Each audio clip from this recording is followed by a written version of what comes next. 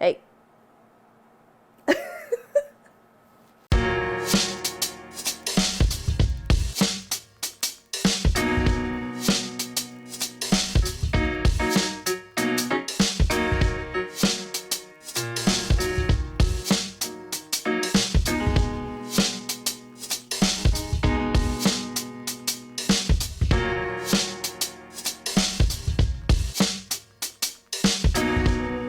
Hello and welcome, everybody. This is Botany and Board. I am Bailey. And I'm Wyatt. And today we have another list for you. So this list is going to be our top 12, again, multiplayer games that we love at 2 in our collection. That we currently own. Yes, and have been playing and love. Not in the grand spectrum of all games that ever played. This is our list of 12. This is our list of 12. This is our list of 12. Okay. We love these. And if you love us and you love our games, then we love you. And you'll love these too. Platonically. Of course. Of course. So, the first game that we like to play at 2, and we've only played this at 2, so this is The Initiative. So this came out in 2021, actually. So we have played through the complete campaign. So this game has a comic book. So first you read through your comic book. It tells you how to set up the board for the game, and then you're going to be going around trying to crack these codes, solve these missions like little kid spies that you are, trying to figure out who gave you this game they pick it up at like a lawn. Yeah, a yard sale. They went to the yard garage sale and they found this yeah. game, and then so you're like playing this game. Like, it's a really cute story. But so what it has is it has one of those little like code readers. I don't know if they call it Codex or something, but Could be. Anyways, a code reader that you go through, and it has little hieroglyphics. So as soon as you find the hieroglyphic, you can then reveal. It has a little window thing like old school Wheel of Fortune. I owned that on board game. Sure. Pull up the thing, and then it tells you the letters. So you're trying to like go through and solve. Yeah, what you match the key phrase is. I like this game. This wasn't going to make the list for me for best 2-player game, but I did like it. But hear me out. She mentioned Wheel of Fortune, and she's really good at Wheel of Fortune. Scary good at Wheel of Fortune. She usually beats the people playing Wheel of Fortune. She ruined this game. You're talking about breaking a game. If you're too good at Wheel of Fortune, this isn't a game. Because she only needed like 2 letters out of the 28 that were given. And she's like, it's this. And then we moved on, and she was right. But I loved it no matter what. I didn't even care. So normally it should have been harder to like go through, but I'm like, oh, yes, I know what that is. Of course. But anyways, it's very fun, and we've only like scratched the surface, honestly. So we played through the base scenario, and then after you've played through the base scenario of like 17 times, and we literally played it every day. We would just like get done with work, and we would play it together, and it was really fun just to like flip the comic book, really short, simple, get something out to the table with a little puzzle. And if you're a little bit less good at Wheel of Fortune, I guess that would help your partner. I might as well pick up a big one first. Get the big one out of my hand, because then I can set it on the ground. Here we go, and Isle of Cats. Polyomino game. This plays up to, what, four players? Unless you have the boat pack, which I have. Oh, I could go get that. How many does that play? 5 to 6. 5 to 6? I just got the boat pack in my unboxing. So, Isle of Cats. Polyomino, you actually take cats in the form of Tetris pieces, and you lay them out on a ship deck.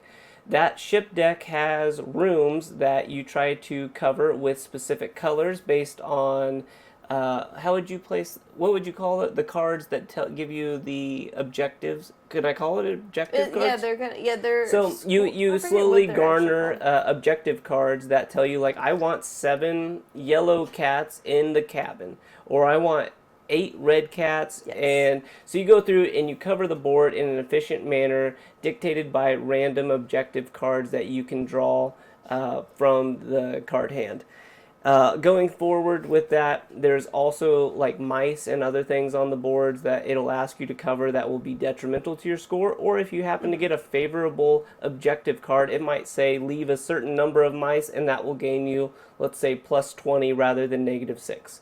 Isle of Cats is a very simple game for 2, but I also find it almost more competitive because you know directly who you're competing with for the polyomino cats.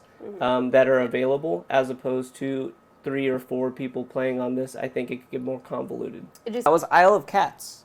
Okay. So I'll do another, I guess it's not that big, but heavy, I guess. Is this the heaviest of our games? This is the heaviest of all that our we're going to games show in our collection. list. Not of the big sphere of board games in the world, but of the ones we own. This is going to be today. Of the ones we own today. List today. No. Yes. On the list today. Oh, on the list today. Yeah, so I was trying to figure out on this list, because I was like, I think these are all light to medium weight games. Yeah. But I wanted to figure it out, so I didn't get criticized. BGG, so that's where we I went. to BGG. BGG says that complexity weight goes 1 to 5. Yep. This is a 2.98. So they said medium weight is at 3, medium light is at 2, light is at 1. So this is our heaviest game that we have on here today. So we typically, like, I would say light to medium weights. We like a few heavyweight games, but we just don't have the time and mental capacity usually to after we get done with work. I mean, like a game that takes 2 to 3 hours and really thinky, it's a lot. Yeah. So, anyways, but now this plays 45 to 90 minutes, 1 to 6 players. This is the heaviest of the games. So this is the Viticulture Essential Edition. So we also have Vanna. Oh, that's me. That's Vanna. There we go, Vanna. There you go. Look at you go. Beautiful. Look at me. You did such a good job. Tuscany, the Essential Expansion Edition. Yes, exactly. So we have both the Essential Editions, and because we bought them late. So by the time I figured out, everyone was like, this is a fantastic game. You must go get it. And so I did so, and I highly support that, and you should all just go get it as well. And we highly support Jamie Stegmeyer, our fellow Missourian. Yes, he's a Missourian. He's a Missourian from the state of Missouri. Yes. Jamie made these games. And so we support you, Jamie. Yes, we do. We also support drinking wine, which which is all a part of Tuscany and Viticulture. And tonight's drink is a bourbon barrel aged Cabernet Sauvignon. Yes. So if anybody's wondering. It's delicious. Yes. So. So Viticulture. So if you like to drink wine and you like worker placement, you want to play this. This game is very thematic, and it plays so good at 2. Like it is always cutthroat with like who is going to win. Yeah. And the components are fantastic. The components are so good. Yeah. It's very adult themed. It's and so you're going around basically, and you are actually making your own vineyard. So you're you can take people on tours to get more money, and you're basically trying to eventually go through attracting all these winter and summer visitors to try to give you money or to do certain things and to have them pay you once you make this great wine. And you're trying to get your vineyard set up, and then you have to go sell orders. Yeah. So or fill orders, yes, because you have these vendors who want your wine. Yes, so you go get an order card, you try to like set up your vineyard, harvest your grapes, and then turn it into wine, and then eventually sell that wine. So it is very thematic, step by step of everything you need to do. And very high theme that has a real purpose. Yes, it like flows through just like so well. Like everything makes so much, like it's high complexity, it says, but actually the theme is so well placed on it that it makes so much sense that I think it makes it like much lighter. So highly recommend Viticulture Essential Edition as well as Tuscany. Yeah, like them both. Okay. Also, on a side note, I heard, because if Jamie Stegmeyer ever watches this, I'm just going to start saying things about viticulture because we mentioned it so many times. Did you know that he sat in an office and handcrafted all the little bubbles, the glass bubbles? He was like, what? He hand blew them. And then he was like, for you. For you. And there's like 100 per thing. And Jamie did that. And that's why viticulture, because it's crafted with love. He seems like such a nice guy. He really he would do that. So Jamie, if you're watching this, you can tell, only Jamie can tell me that he didn't hand blow them, but I don't want to hear from anybody else about, they don't think that's accurate. All right.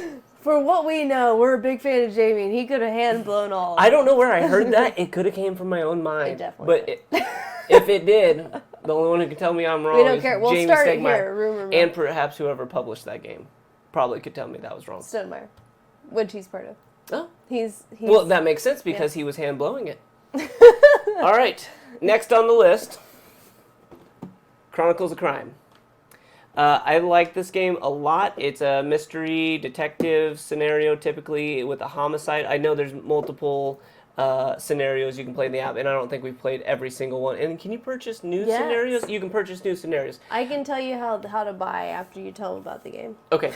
So in this game, you typically solve a murder mystery from the aspects Baley and I have played, and you use your phone and or tablet to actually 3D view the crime scene, looking for clues of that nature, things that will lead you to the person who is the murderer.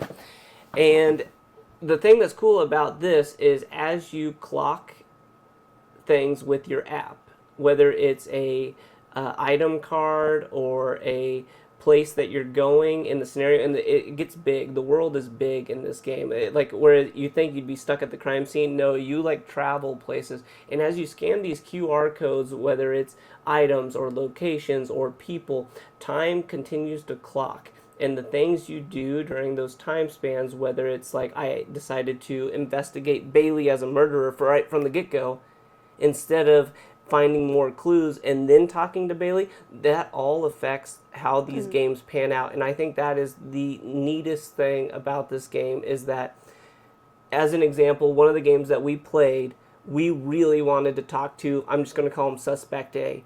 And we're like, Suspect A is going to be here at like this time. And they said 1800 to 2100 hours. And we got really busy scanning item cards, and we didn't get there, and that person disappears. They're not even there. Or the other thing that happened is we talked to Suspect B, let's say, and we pushed them too hard, asking too many questions. They get mad and they leave. That's all she wrote. Like, there's a way to coax each person, and that's what's interesting about this game, as opposed to not that card games can't do it, but I feel like this has more variable to that. And I think using your phone normally, I'd say, was not conducive to a good board game, but they really do it well in Chronicles of Crime. Now, do you want to speak to it to an extent? Because Baley has an expansion. So I have several expansions. So this is, so there was the base game, then there was Chronicles of Crime Noir, and there's also Chronicles of Crime Redwood. So I didn't buy Redwood. That one seemed a little bit more like in the kid genre. I'll hold this one up. So Chronicles of Crime Noir just offers a few more actions you can do. So you can now like assault people, break into cars, get a little more physical. We were super interested in assaulting people. We were like, oh, finally! You can do some bribery. You have money now. It was and you nice, can like though. pay people to do things. It was a risk, right? Every time you're like, you can assault this person to get what you want, like sort of forcibly question them, and it was like, it didn't pan out very well. We tried it a lot. There was one time that I think the mafia or something was after me. Like, I did bad. Like, people were coming to get me. Yeah. So, the next one I have is Chronicles of Crime, which we haven't opened this one up. As you can see, it's in shrink. So, this is 2400. So, we have not opened this up. This is Tom Vassel's favorite, he says, from the Dice Tower. Old Tom. Old Tom. Oh, speaking of which, not to derail this conversation at all, but I want to have this conversation at some point. Who do you like from the Dice Tower the best? Who's your favorite? Not that they're not all highly rated, but who's your favorite Dice Tower person? Z, for sure. I knew 100% she was going to say Z. If you hear me, you stop saying, come on, cat. And you come on, cat. And he used to always he does say that all the time. He doesn't anymore. Oh, he hasn't doesn't? said it for like a year. And like every day I'm just like. Not that I don't like all of the Dice Tower. I do like Z a lot too. But my favorite currently, I think, is Mike. Yeah, Mike. Mike, you and I jive. Hey, Mike. I like you. But Baley likes Z. I could have called that in a heartbeat. Okay, so Chronicles of Crime, 2400. We haven't played this, but this one came in a Millennial series. So all this to say, Chronicles of Crime is a great game. There's so many expansions, so you can literally get if you're like, I don't really like murder mysteries, you could probably find, like, I mean, they're going to have, like, some kind of a mystery involved with it, because somebody's going to die, and then you're going to actually go to the crime scene and look at it and whatnot. But that to say, you can pick the theme that you're most interested in, but then even above that. So there is also, with the base game, usually they have sales too, so you can go buy just in the app. You can buy for like $2 to $5. I think they're $5 normal, but and that's what's lovely about this game, right? Is like you can update without getting new necessarily components. Like you get a whole new story. Yes, and there's even like I think some fan made scenarios. Is this Lucky Duck games? Lucky Duck, yep. Yep. I knew that. That's really weird for me. I'm getting better and better at this board game thing. Love it. Duck, you lucky ducky. So yeah. Anyways, there's tons to offer in this game, and we haven't got back out to the table in a while, but we should. But it's great at 2, and then we would. Okay, so also sorry to circle it back up to why this is on our list for 2. Chronicles of Crime Noir. Sometimes when you play with 4 people, you all want to look at the crime scene. Someone just died, and you're like, I must go look at it. But then you all are trying to like pass it around. Well, that takes time each time you look at it. So then you're like, oh, it almost plays the best at 2 because there's 2 people to consult. Like, hey, you scan this. It's just enough kind of like hand management, like facilitating the game with like decision with just 2 people. Now it is fun to have like more perspectives and whatnot. It is. But sometimes I think with like looking at the crime scenes and whatnot, it plays well. I don't miss anything by playing it with multiple people. I don't either. And I don't want to labor into this game, but what you're saying is completely right. The one thing I would say is that I don't like it because some people, I have a bold personality, I would say, in games. And when you play with more people, it ends up being just me anyway. And that makes it unfun for everyone who plays with me. Whereas Baley and I are used to talking over each other and pushing our agenda. Yeah. It plays better with 2 people who are used to playing with each other. That was my agenda. Yeah. But don't you feel bad? Like, if you're like, oh, I know the right way, and you're doing the wrong way, and then you're like, I can't say anything. You try not to alpha, or... But we're, like, comfortable enough with each other. Is that mansplaining? Like, am I mansplaining? Is that a thing? Yes, that is a thing. That's a thing. You do that. Mansplaining. But I will, like, tell you to How can I explain anything differently than mansplaining? Because I'm a man. Explaining. I'm a man explaining. Okay. I think we need to come up with a new term. Moving on. I've explained it. Moving on. Also, if you guys can see this, I had my glasses on all day, but this ring light gives me a reflection. So I took my glasses off, but anyways, now there's a bridge on my nose. Look at this. See this face? That's how I feel about it. Like this. How do you even play? I don't even know. Oh, actually, I can do it pretty well. No, this is the first time I've ever done it. Look at this. All right. There. Okay. We'll put that I like this game a lot. This isn't going in outtakes. Here we go. Azul Summer Pavilion. Is it even your turn? You just talked about a game. No, I didn't. Yes, you did. Oh, but you took over halfway through. Can I do it anyway? It's fine. Azul Summer Pavilion. I like this game. A tile placement. Oh, see, I'm killing it. I like the high quality components of Azul Pavilion. We also have Azul, and it's fun. I like that, better. But I think Summer Pavilion is better. I like the general schematic of how the board lays out. I like how you get. There's more avenues to win. Yeah, so they have, like, as you can see, colored flowers that you make. I'm just going to go like this. That seems easiest. So you can do all these colors around the circle, with the inner circle being a multicolored flower. I'm going to call it a flower. I'm not sure if that's really what they call it, but anyway, regardless, when these things happen, so you can spend tiles equal to the number that you want to get on the board, and the board moves in a chronological order from 1 through 6. And it takes 6 tiles to buy the 6 spot, 5 tiles to buy the 5 spot, 1 tile to buy the 1 spot, and etc. So once you unlock some of these in-between tiles, like at the top, in between the 5 and 6, you unlock that area by building the 2 surrounding it. Then you get 3 freebie tiles from the free tile layout, which goes on another board next to the Azul game. So then that's probably where the most strategy comes in, because as the game goes on, you end up competing for those free tiles between you and the competitors. I think this is a great game. I mean, visually it's appealing. Logically, it's easy to teach people, and it's easy to play at the same time, but it has a strategy. And then lastly, I think Azul Summer Pavilion is one of those that plays just as good at 2 people as it would with more people. So having it in your collection, if it's just you and your spouse, or you and a frequent friend who play games together, I think that Azul is one of those that most people would want in their collection, just because they can always play it with 2. It doesn't lose any of its interactivity. Me and you, and I can kind of keep a close eye on what you're going to take, so I can almost like figure out what I want to prioritize, what I want to take better, because I know exactly what you're going to go for. Yeah.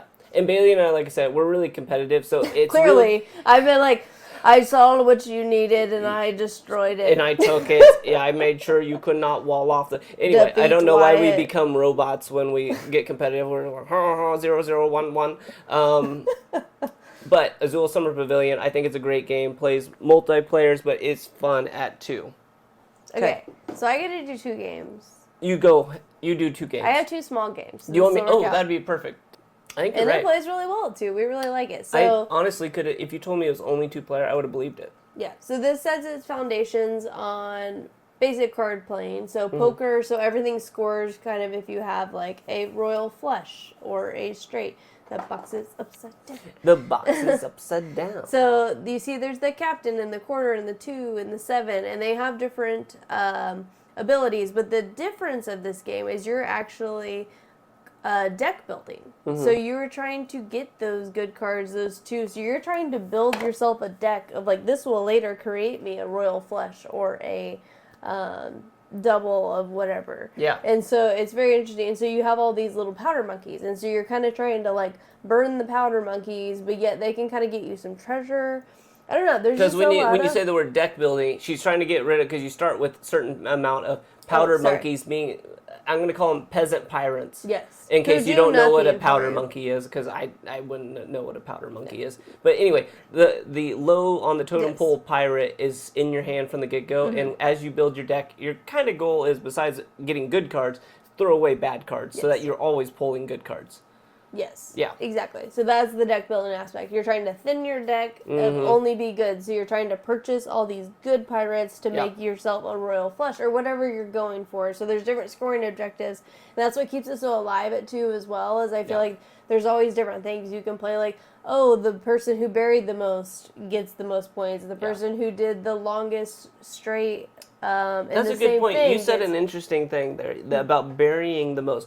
This has a decent theme that carries over throughout the game. Although she described it, and it is accurate, like, what'd you say, poker? Yeah.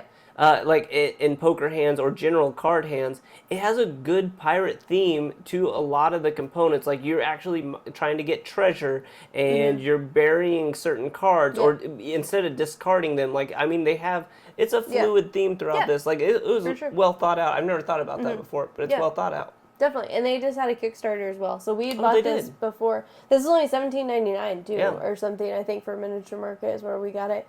So yeah, very cheap game, and we play it like quite a bit too. Yeah. He always wins though. Always. I don't think I've ever lost. And I'm actually like the better card player, I would say. Yeah, for sure. But I like this game a lot. Okay. Ruthless. Would you like to talk about the crew?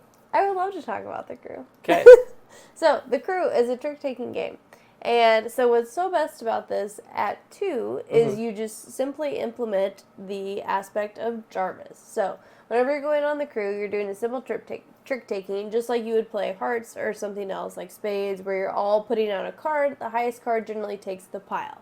I see. So now that you have had the pile, you would go try to do things. The difference is on the crew you have missions. So it'll say that I want to take the green 9 and you want to take the blue 2. Yeah. And you and I both know that you and I want those. But lo and behold, maybe I have the green 9 that you... Yeah. Or like maybe I have the blue... I don't know what's in your hand, and you don't know what's in my hand, but in order to progress forward, we have to figure it out as we play. Yes, and so it's really brilliant. At 2, so it plays 3 to 5. And it gives you missions. It has a missions, and it gives you a 2-player variant, though. So you just have Jarvis. So it actually gives you a thing of cards you can see and manipulate and kind of play with Jarvis as this 3rd player. And I would say that I don't miss much about playing at 4 versus what I feel like playing at 2 with the addition of Jarvis. So that is why I feel like it's such a good game, and people loved it, and it came out I think in 2020, and it like really took by storm. Like, it came on a lot of content creators top 10 lists. So yeah, very good game, highly recommend it. And yes, all the scenarios, and it only plays in 20 minutes, but you do have to like trick taking. So if you don't like trick taking, just pass it on by. But if you're interested in like normal trick taking, it could be a good addition. So yeah, it's a fun game. Hey. I told her, I was like, you can't make people suddenly appear. She thought she could. Sorry, our camera went out for a second. Okay. Next on our list of... No, I should get to go again, I think. Okay. Well, you're only down to 2 games. See, and I have 3, so I still need to go again. Oh, yeah, okay. Go ahead. Go right ahead, buddy. You do it. All right, so Lost Ruins of Arnak. Mm-hmm. So this came out in 2020, I think. Take your word for it. Yep. So I initially saw this one, and I was very captivated by it just because the game board itself is, like, really beautiful. Like, I was like, who can't want to have this? Like, who doesn't want to go explore in here? It's quite pretty. It's beautiful. Mm-hmm. So this is a deck building game.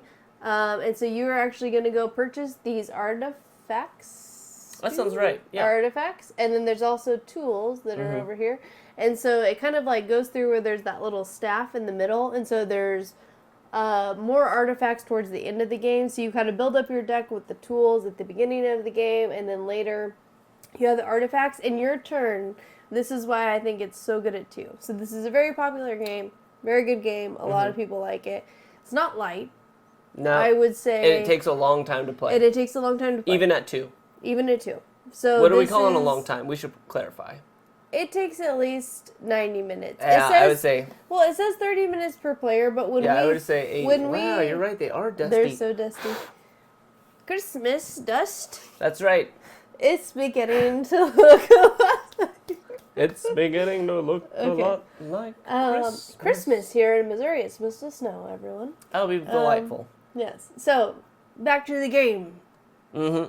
So, this game is supposed to play 30 minutes per player, but it does take a while. Takes a while. But this is why. We've never finished in 30 minutes per player. This is why it's so brilliant, and also it can take so long. Yeah. So, the deck building. You can buy a card that will just let your turn go on, and then you reshuffle your deck, and then you're Did we decide? Are we playing that right? No, yes we are. Okay. That's why we thought we were playing it wrong because there was one time I took like 15 minutes on a turn. Yes. It felt like 15, even for me, and I was killing it. Loved it. Yeah, so that's why if you like combos and you like getting all the stuff in it, like that, this is the game for you. You will love it. It has beautiful components, beautiful artwork. It plays... This is why we think it's best at 2, is because those turns can be so long that I can't imagine... We played it at 3, is our max we've played it. But 2, honestly, is like all you need. I've played it solo, and I don't like it as good solo.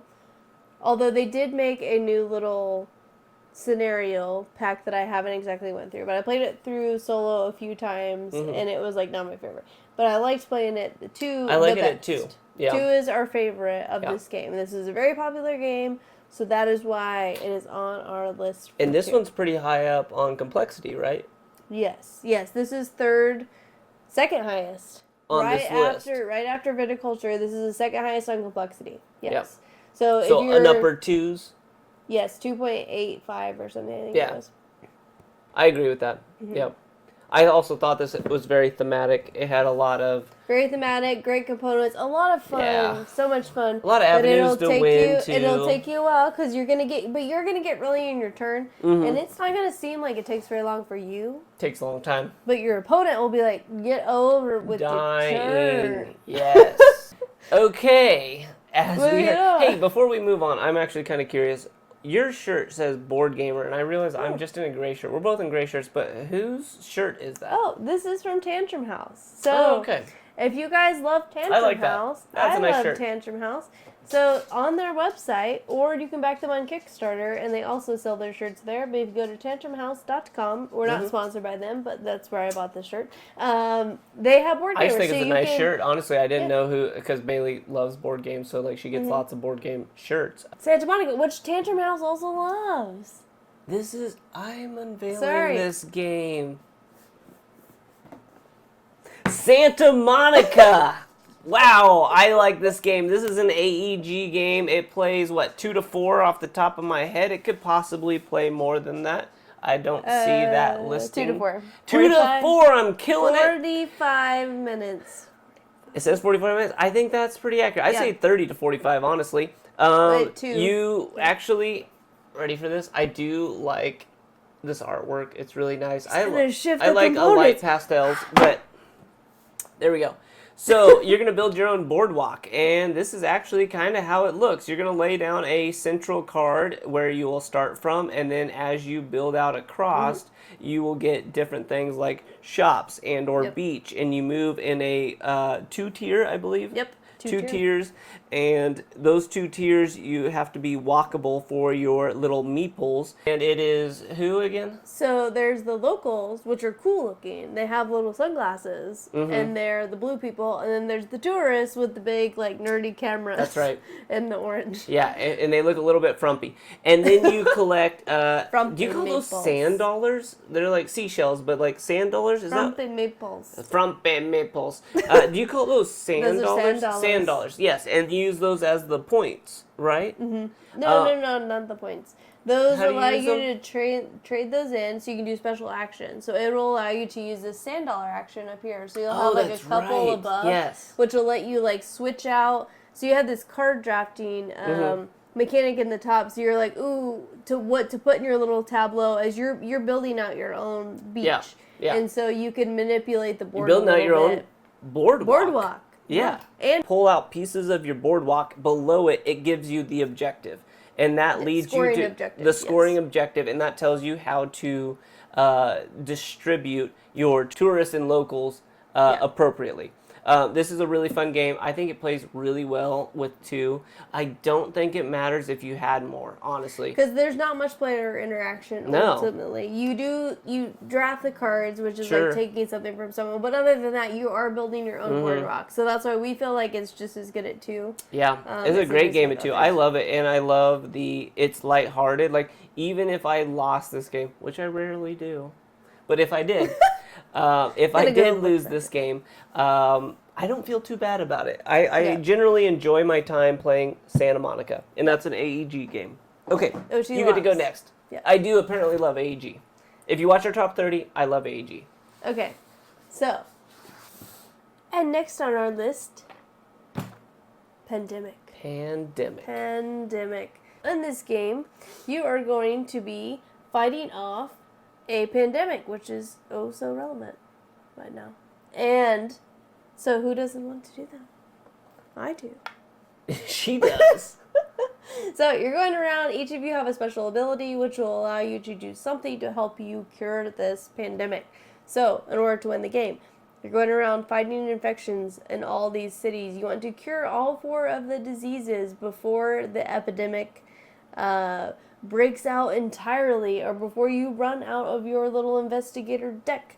And so it is like so quick and easy. Like, the rules are so simple. You go around, but it's so just nice because the way that the epidemic deck is different every time. It's just so fresh and new, and it's like the tension is always. When the game plays back against you, I think that's challenging enough. Yes, I think you like this because the rule set is simple enough. It's highly strategic, and the game. Simple guy for a simple game. No. He likes to be challenged. Thinky challenge. He likes that. But then yet you like it to be like simple in the rules, so that it's like you don't have to like if you tell him too many rules, he's just like glossed over. Yes.